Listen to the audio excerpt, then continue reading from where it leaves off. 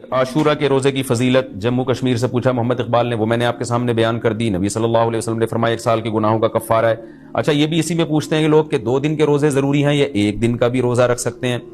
تو بعض علماء کی رائے یہ کہ اس زمانے میں 1 روزہ بھی جائز ہے، کیونکہ نبی صلی اللہ علیہ وسلم نے یہودیوں کی مشابہت کی وجہ سے حکم دیا تھا کہ 2 ملاؤ۔ اب یہودی یہ روزہ نہیں رکھتے، جو ہمیں جہاں تک نالج ہے، تو اب چونکہ وہ رکھتے ہی نہیں ہیں، لہذا اب 1 روزہ بھی اگر کوئی رکھ لے تو بھی ٹھیک ہے، 2 اچھا ہے، نہیں رکھا جاتا تو 1 بھی رکھ لے تو بھی امید ہے انشاءاللہ ثواب ملے گا۔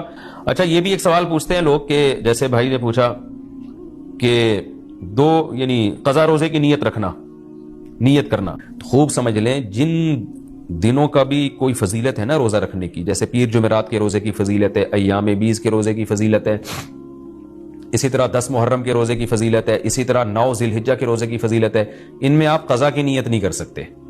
اگر قضا روزے کی نیت کی تو قضا روزے کا ثواب ملے گا، اس دن کے ثواب سے آپ محروم ہو جائیں گے، خوب سمجھ لیں۔ شوال کے 6 روزوں میں بھی ایسا ہی ہے۔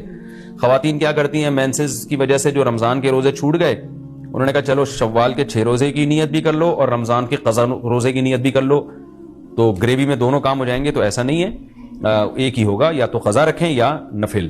اگر قضا روزے رکھے تو پھر وہ نفل کا ثواب نہیں ملے گا، نفل رکھے تو قضا کا ثواب نہیں ملے گا۔ ان روزوں میں تداخل نہیں ہوتا، نفل اور قضا روزے جمع نہیں ہو سکتے، تو اس لیے عاشورہ کے دن عاشورہ کی